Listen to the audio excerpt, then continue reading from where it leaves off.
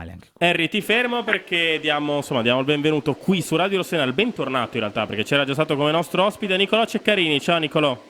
Ciao, buongiorno a voi, buongiorno a tutti, un saluto anche ai tifosi del Milan. Ciao ragazzi. Ciao Nicolò, allora guarda, andiamo subito un po' sul campo, poi ti interroghiamo sul mercato, perché ieri c'è stata Milan-Barcellona, è stata la terza sconfitta consecutiva in questo Soccer Champions Tour.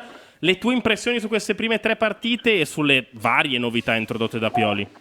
Ma io credo che insomma il calcio estivo lascia il tempo che trova dal punto di vista dei risultati, non bisogna mai sempre fossilizzarsi su quello che offre il campo.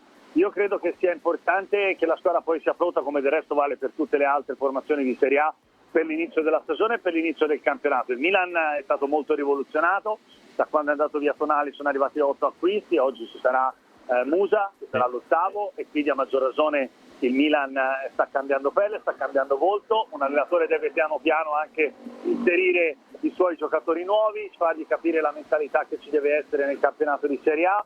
Io credo che oggi dare un giudizio serva a poco, se non il fatto che mi sembra che ci sia una contentezza da parte dell'allenatore su quello che è stato fatto a livello di mercato, che mi sembra la cosa più importante, perché io penso che Pioli, quando è andato via Tonali, si augurasse, no, che il Milan potesse fare un bel lavoro sul mercato. C'è da capire solo una cosa, là davanti, io l'ho già detto, avendo solo Giroud come prima punta, perché anche Okafor è un giocatore che può fare la prima punta, ma non so se è proprio una primissima punta per caratteristiche, magari se c'è bisogno di avere un'alternativa a Giroud. Poi per il resto il Milan quello che doveva completare l'ha completato, deve fare delle uscite, vediamo che succede con Krunic, vediamo che succede con Messias, vediamo quello che succede con Origi, poi credo che debbano prendere un vice Teo Hernandez, quindi io continuo a pensare a Calafiori. Poi vedranno se devono aggiustare qualcosa, però ecco, oggi l'unico diciamo, momento mio di riflessione è se hanno bisogno di un'alternativa a Giroud proprio come ruolo. Questa potrebbe essere una valutazione, anche se Milan ha speso molto del suo budget ormai. Nicolò, dei nuovi reparti o comunque dei nuovi acquisti del Milan, qual è secondo te quello che avrà più bisogno di rodaggio? È ovvio che la risposta più scontata può sembrare e può essere il centrocampo, visto che è stato praticamente ricostruito, però come dicevi tu anche davanti ci sono stati tanti cambiamenti. Pensi che possa servire un po' di tempo più lì o in mezzo? Ma allora guarda, io credo che chiaramente insomma, in mezzo al campo il cambiamento è importante, perché c'è Loftus-Cheek, c'è Reinders, ora poi arriverà Musa e quindi sicuramente qualcosa cambierà, tenendo presente che non c'è neanche Benasser, che comunque deve recuperare, quindi Benasser magari poteva essere, diciamo così, no? L'uomo che poteva essere il collante fra il vecchio e il nuovo, cioè tra il passato e il presente e anche il futuro. Però io credo che le caratteristiche dei centrocampisti che sono stati presi si sposano molto bene, sia in un 4-2-3-1 che in un 4-3-3. E quindi ci vorrà un pochino di tempo, però io non credo ci saranno grosse problematiche, sinceramente. L'unico aspetto, secondo me, è trovare poi la formula giusta sulla quale insistere per far sì che anche i due esterni, cioè Leao e Chukwueze, possano esprimersi al massimo. Tanto Leao lo conosciamo tutti, non c'è bisogno. Vediamo che cosa può fare Chukwueze, perché secondo me una chiave di inserimento è proprio lui, perché su quel lato lì è chiaro che il Milan aveva bisogno di rafforzarsi e Chukwueze è il giocatore che può permettere di fare, non dico di fare esattamente il paio con Leao, perché Leao chiaramente è un giocatore ancora più forte, però di rappresentare, diciamo, no, una coppia di esterni che l'anno scorso non era così parificata, cioè è chiaro che c'era una sproporzione, adesso si è alzato ulteriormente il livello lì a destra, quindi se Chukwueze risponde alle aspettative il Milan secondo me avrà un salto di qualità importante.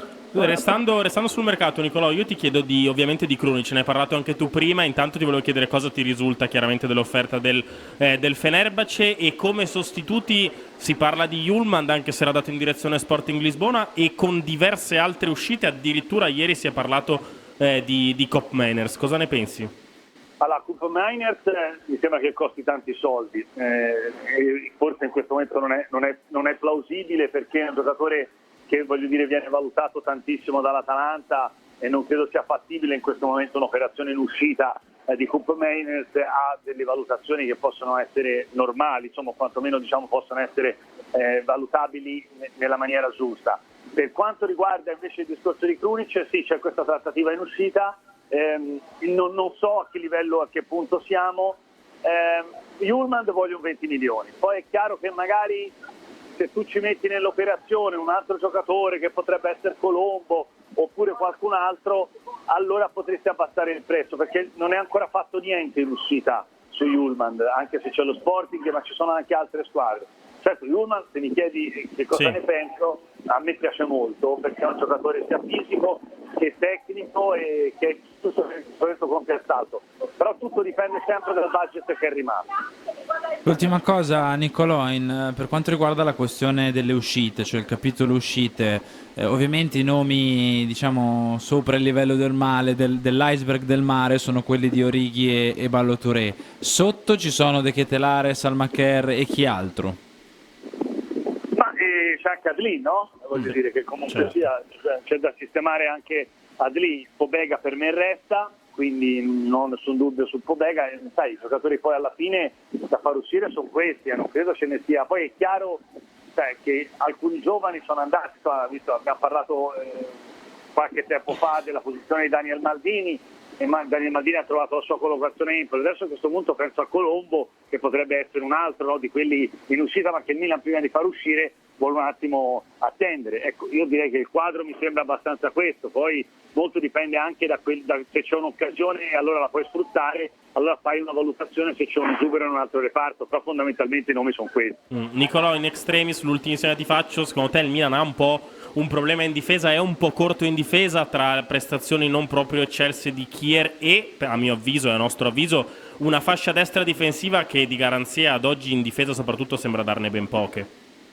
Ma allora, senti, non lo so di preciso, però questa è una valutazione che a mio avviso faranno, ti dico, secondo me dopo Ferragosto, cioè se vedono che c'è modo di mettere mano a fare un'altra operazione potrebbero anche valutarla. In questo momento ti dico di no, però non escludo che tra un paio di settimane, vicino all'inizio del campionato, vicino all'inizio della stagione, se c'è una necessità, chiaramente facendo un'operazione un po' low cost, a mio avviso potrebbero anche valutarla, però in questo momento non sento nulla di caldissimo, ecco, in casa mia. No. Nicolò, noi ti ringraziamo, ti lasciamo ai tuoi impegni e insomma ci risentiamo nel corso di questa estate. Grazie mille. Grazie mille a voi, un saluto a tutti, ciao ragazzi. Ciao, grazie. Ciao.